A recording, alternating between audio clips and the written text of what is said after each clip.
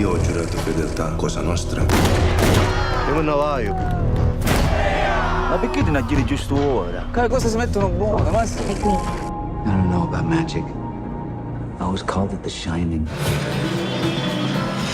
Alors là, la souplesse, le style, l'élégance, je suis impressionné. C'est vrai? Ah bah, vraiment? The true life tale of the man who took on the Mafia, a spooky sequel to Stanley Kubrick's The Shining, and a French film with a heart that looks to be a sleeper hit. Well, that's all coming up in today's film show, and to tell us more, I'm joined by critic Lisa Nesselson. Hi, Lisa. Hello, Olivia. So Halloween is in the air, and the Cinémathèque Française is doing a 3-month retrospective of movies about vampires, as well as staging a major exhibition on the history of the undead in film. And it turns out there are a lot of movies about vampires. Really a lot. There certainly are, enough to last way beyond Halloween. And they span the gamut from masterpieces to really campy total silliness. Now, most of us like to make an actual decision to donate our blood and not have it sucked out of our veins by the undead. This fellow combines two of moviedom's favorite themes, alien and vampire, in the same container. So grab some garlic and let me go to bat for a few of my favorites that feature in this very, very comprehensive retrospective. And here's a blood sample of what's being shown.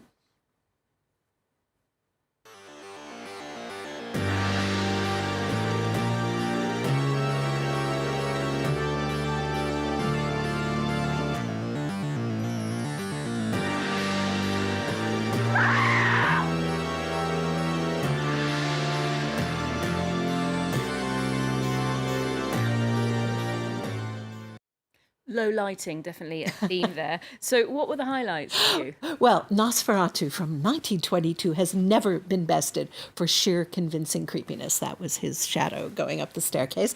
Abel Ferrara's The Addiction stars Lily Taylor as a doctoral student in a very grungy Manhattan in black and white who becomes a vampire. Now, it's very matter-of-fact contemporary horror film with a strong subtext about heroin addiction, which Ferrara himself was struggling with on and off. And Christopher Walken plays the most disciplined vampire I think I've ever seen on screen, because if you're a vampire, you're sort of in it for the long haul. Far and away my favorite vampire movie, and one of my favorite movies of all time, is Tony Scott's first film, 1983's The Hunger. The French title is Les Prédateurs. It's based on a novel by Whitley Strieber, and it's a time capsule of 1980s style with a mouth-watering cast. Catherine Deneuve, speaking English, plays Miriam Blaylock, an independently wealthy and cultured woman who lives in a Manhattan townhouse. Her companion John is played by David Bowie. Now, they're vampires, and the club scene of that era was absolutely perfect for stalking prey. The special effects when Bowie ages 200 years in a matter of hours are still dazzling and quite heartbreaking. Oh, David Bowie, perfect vampire. Now, this exhibition is called Vampires from Gothic to Pop. And if you're familiar with the pop part of things, like Buffy the Vampire Slayer and the Twilight series, is there much else to learn? Oh, absolutely. I was surprised. They have a French dictionary from the 1700s with what they believe to be the first time the word vampire appeared in a reference book. They have original pages from Bram Stoker's Dracula. You can watch lots of creepy and atmospheric silent footage, including the gorgeous Theda Bara as the first so-called vamp in movies, documentary footage of Bela Lugosi, the Hungarian actor whose performance as Dracula forever marked talking pictures, just as Murnau's Nosferatu did silent movies. Nosferatu is still shiver-inducing stuff, really, 97 years after it was made, and the show revels in the political symbolism of vampires. There's the cover from New York's Village Voice Weekly with an illustration of George W. Bush sucking the blood from the Statue of Liberty's throat. Which is probably quite dry. Now, we're moving to another group of individuals who some would say have a vampirical effect, and that's the Cosa Nostra, the Italian Mafia. Director Marco Bellochio has drawn inspiration from the true story of a key Mafia informant for this film, The Traitor. Tell us more. Well, the title, The Traitor, tells us how Tommaso Buscetta was viewed by his former colleagues when he became the highest-ranking Mafia Don ever to turn informer. Most of us would call him a whistleblower because his testimony enabled the Italian justice system to learn the inner workings of an incredibly successful, profitable, and deadly corporation whose employees generally work for life, a life that could be cut short at any moment from within or from without. They'll come for your business, they'll come for your family. Corruption in the Italy depicted is like the quantities of plastic in our oceans, all pervasive and terrifying. And the courage of the judges who took on the mafia in what they called the Mafia maxi trials is dazzling. They were very historic trials. Well, let's take a look at The Traitor. Mezza famiglia mi fece scannare, i figli. E devo dire quello che...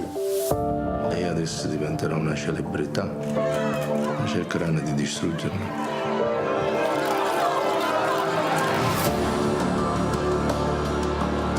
Mi impegno a dire tutta la verità e a non nascondere nulla di quanto è a mia conoscenza. Faccia i nomi, Buscetta. Per me non ci sono intoccabili.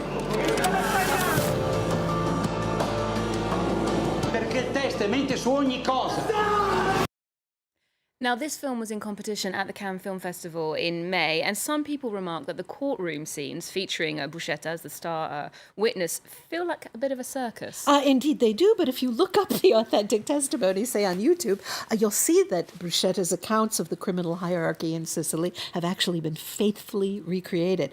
Now, there are a lot of facts and characters to take in, but Bellochio is an absolute master, so it's never confusing. And throughout the proceedings, which are sometimes harrowing to watch, we're not sure why Buscetta decides to turn on his colleagues. Now, he joined the Mafia as a very young man and seems to think that the mob of his youth was a kinder, gentler outfit involved in extortion, racketeering, drug trafficking, murder. He doesn't like the ultra-ruthless top management who, instead of protecting women and children, now go after women and children if it furthers their ruthless business interests. The scenes between our protagonist and Judge Salvatore Falcone, who decided to go after the Mafia and did so successfully, are riveting, and the judge's 1992 murder is still shocking. It was an event that got Italy primed to fight back. And certainly has consequences today as well in the country. Now, we're moving to a French film called The Specials, or Hors Normes, and the two French men who wrote and directed this are the same team who made Intouchable, or Untouchable, which was a runaway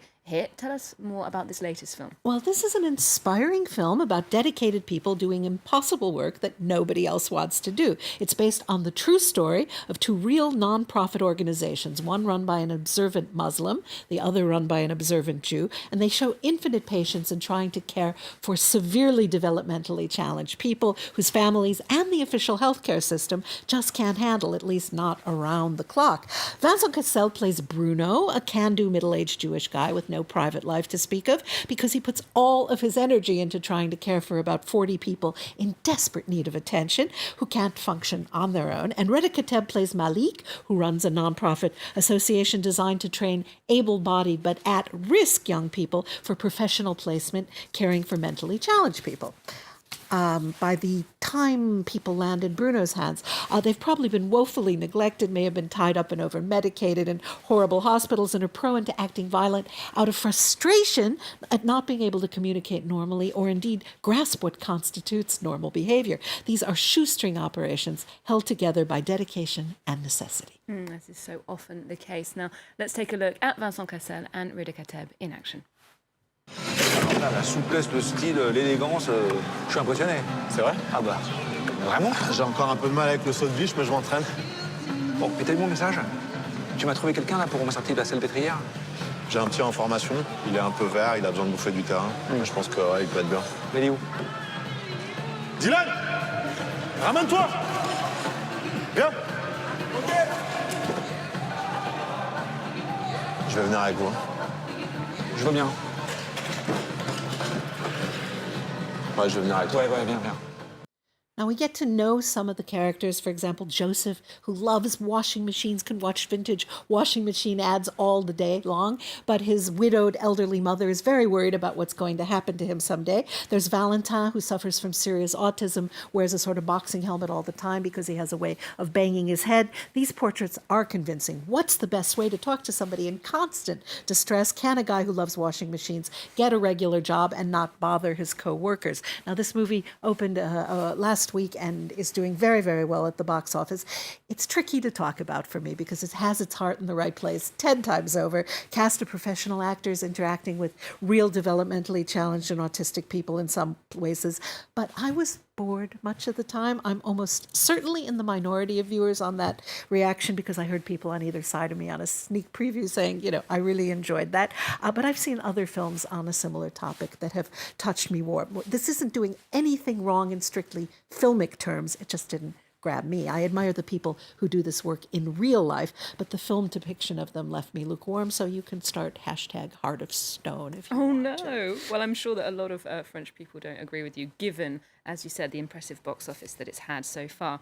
Now, we're coming back to the horror of Halloween, of course, and when it comes to literature, there is one master of that genre, and that is Stephen King, whose writing has had plenty of cinematic adaptations. Now, the Forum des Images here in Paris is showing films based on his work, including Brian De Palma's Carrie, which was, of course, based on King's first novel, published in 1974. Yes, Carrie is the ultimate tale of bullying and why you really shouldn't bully your high school classmates, especially if they have psychokinetic supernatural powers. Quentin Tarantino puts this film in 8th place on his personal 10 best list. So 45 years after Carrie, with over 100 films and TV series inspired by King's writings. Also out this week is Dr. Sleep, the sequel to The Shining. Now, Stanley Kubrick turned King's The Shining into a horror masterpiece, but King apparently didn't like it one bit, and he, in 2013, wrote Dr. Sleep, which takes up the young boy Danny Torrance 40 years later. He seems to have the gift called The Shining. He's sort of been subsuming it or using it in a hospital setting. I haven't seen this yet, but if it turns out to be dull, headlines will say Dr. Sleep is a snooze, and if it's good, they'll say Dr. Sleep will keep you awake. Well, I'm sure that prediction will come to pass. So you've got both options at the Forum des Images. You can either complete your film education with Carrie or catch up with this new generation horror with Dr. Sleep. Thanks very much for the tip, Lisa. We'll leave you with a clip of Dr. Sleep, and do remember to check out our website. We're also on social media too. There's more news coming up on France 24 just after this. When I was a kid, there was a place. A dark place. They closed it down and let it rot. But the things that lived there